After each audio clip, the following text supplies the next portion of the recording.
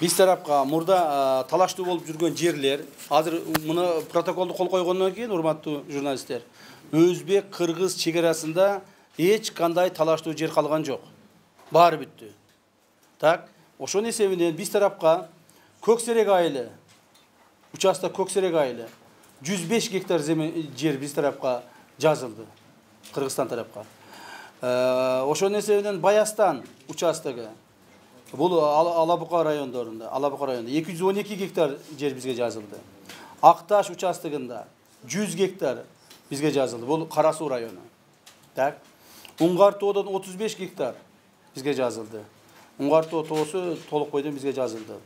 И Карабелес участогунан 25 гектар жер бизге жазылды. Бул переописать. Переописать это что?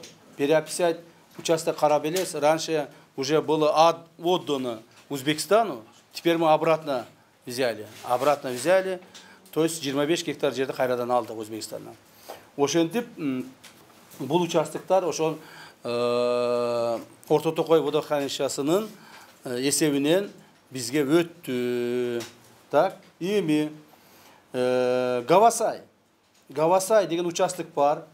Бул дагы ошол Жалал-Абад облусу менен Наманган облусунун чектешкен жеринде. Ушул жерден эми баягы сүйлөшүүлөр оор болду, жеңил болду деп айтыш кыйын, бирок жеңил сүйлөшүүлөр эч качан болбойт.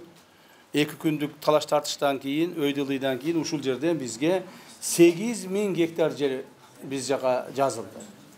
Бул жерде 5-6 айыл бар, кыргыздардын айылы бар. Жана ошо кыргыздардын айылдарынын жайлоолору бар. Өзүңүздөр жакшы билесиздер, урматтуу журналисттер, ушул Гавасайда бир нече жолу ок атылып, бир нече жолу ызычуу болгон жер.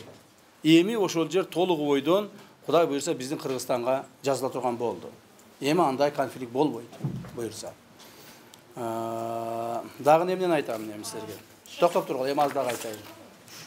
Эми дагы, вот эмен айтайын. Мына калып кеттир. Шакырхан сайдан 50 гектар жерди биз ошо Шакырхан сайдын баш жагынан, платинадан баш жагына 50 гектар жерди бердик.